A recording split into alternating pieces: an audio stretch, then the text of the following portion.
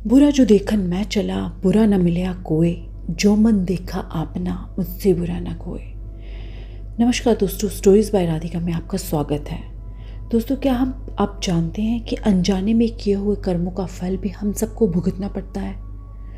दोस्तों, कबीरदास जी के दोहे की इन सुंदर पंक्तियों से समझते हैं कि बुरा जो देखन मैं चला, बुरा न मिलया कोई, जो मन देखा आपना, मुझसे बुरा न कोई रे कबीरा, मुझसे बुरा न कोई। दोस्तों, ऐसा ही तो होता है। हम सब लोग अपने आप में ना झांक कर दूसरों में दोष ढूंढते हैं। मनुष्य का सबसे बड़ा अवगुण दूसरों की निंदा करना और उनमें बुराई ढूंढना है, और अपने इसी अवगुण के कारण मनुष्य अपने सारे अच्छे कर्मों का फल निष्फल कर देता है।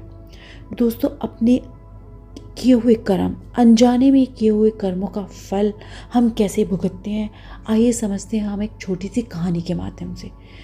एक राजा ब्राह्मणों को लंगर में महल के आंगन में भोजन करा रहा था। राजा का रसोइया खुले आंगन में भोजन पका रहा था। उसी समय एक चील अपने पंजे में एक जिंदा सांप को पकड़कर लेकर महल के ऊपर से गुजरी। तब पंजों में दबे सांप ने अपनी आत्मरक्षा में चील से बचने के लिए अपने फन से जहर निकाला।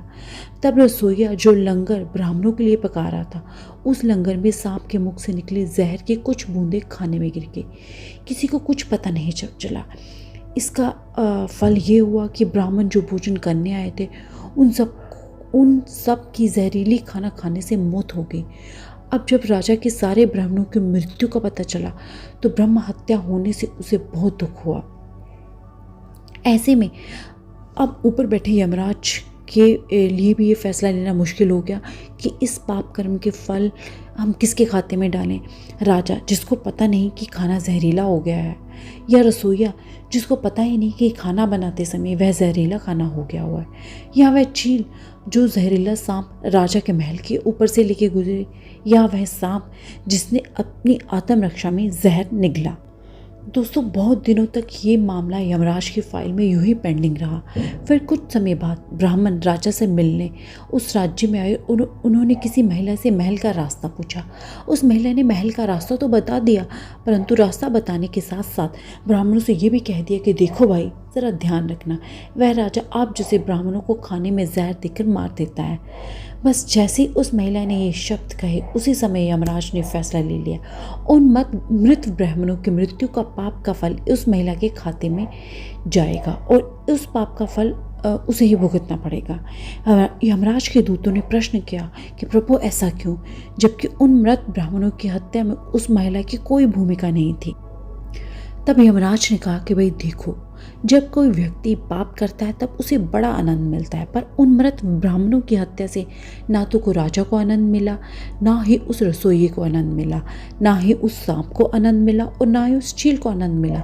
पर उस पाप कर्म की घटना का बुराई करने के भाव से बखान करना उस महिला को ज़रूर आनंद मिला।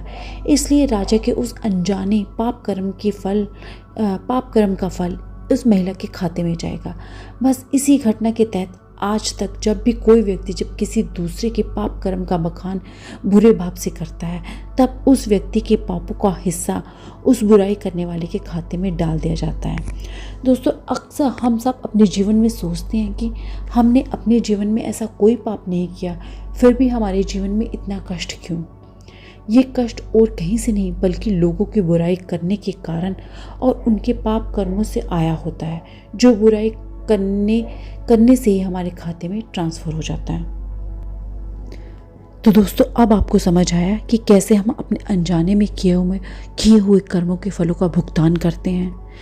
दोस्तों, ये मेरी बातें, मेरी कहानियाँ अगर आपको ज़रा सी भी पसंद आती हैं, आपके दिल को छूती हैं, तो प्लीज़ मेरे इस चैनल को लाइक, शेयर एंड